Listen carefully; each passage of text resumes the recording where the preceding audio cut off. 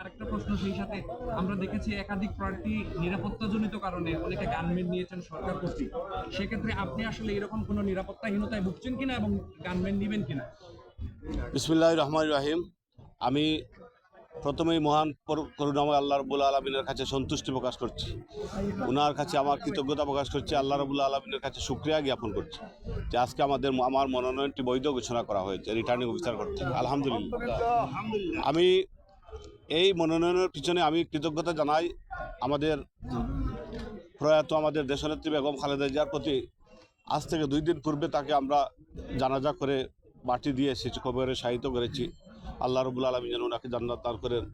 এবং আমাদের প্রিয় নেতা দেশনায়ক তারেক রহমানের প্রতি, যাদের জন্য আজকে আমি এই মনোনয়ন পেয়ে এখন আমি বৈধ হয়ে আজকে আমি জনগণের কাছে যাওয়ার সুযোগ করে দিয়েছেন, আমি তার জন্য কৃতজ্ঞতা জানাচ্ছি।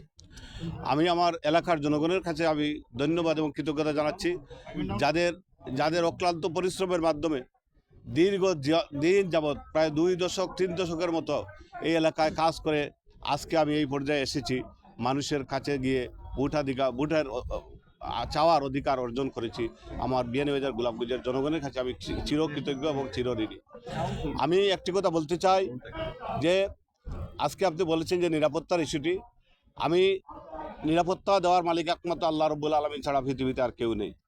আমার মৃত্যু যখন আসবে তখন পৃথিবীর কোনো শক্তি নাই আমাকে সেই মৃত্যুর হাত থেকে রক্ষা করবে। সুতরাং আমি আমার এলাকার জনগণকে বিশ্বাস করি, আমার এলাকার মানুষকে আমি বিশ্বাস করি, আমার কোনো গানম্যানের প্রয়োজন নেই। আমি কোনো গানম্যান নিব না। আমার দলের নেতাকর্মীরা আমার এলাকার জনগণই গানম্যান হিসাবে আমার পাশে থাকবে, আমি সেটা বিশ্বাস করি ইনশাআল্লাহ। সুতরাং আমি আমার এলাকার জনগণেরকে আমাকে যে মায়া করেছেন, যে স্নেহ বন্ধনে আবদ্ধ করেছেন, তারা যে ভালোবাসা দেখিয়েছেন, এটুকু আমি আমার জীবনের শেষ রক্তবৃদ্ধি হলো আমার এলাকার জনগণের সর্বশক্তি দিয়ে আমি আমার পাশে থাকবো ইনশাআল্লাহ, সেটুকু আমি চাই।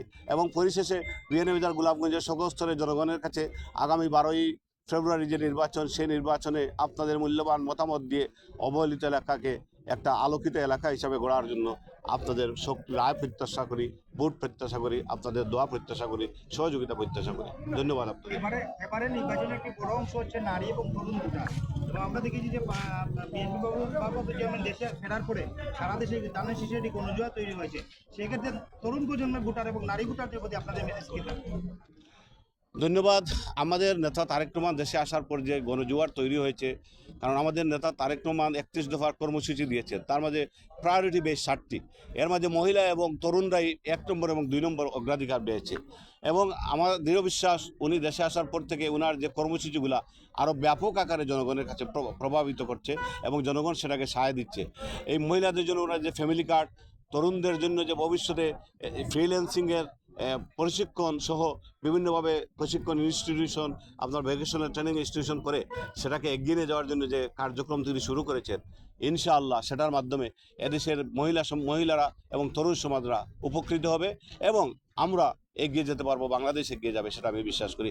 পরিশেষে আমি বলতে চাই, আমরা বিয়ানীবাজার গোলাপগঞ্জের বিএনপির সকল স্তরের নেতাকর্মীরা ঐক্যবদ্ধভাবে, কোনো ধরনের বিভ্রান্তি নয়, কোনো ধরনের বিভক্তি নয়, আমরা ঐক্যবদ্ধভাবে কোনো ধরনের বিভ্রান্তিতে না পড়ে আমরা ঐক্যবদ্ধভাবে আগামী দিনে ধানের শীষের প্রার্থীকে আমাদের নেতা তারেক রহমান দিয়েছেন, সেই প্রার্থীকে, ধানের শীষের প্রার্থীকে আমরা জয়ী করে আগামী 12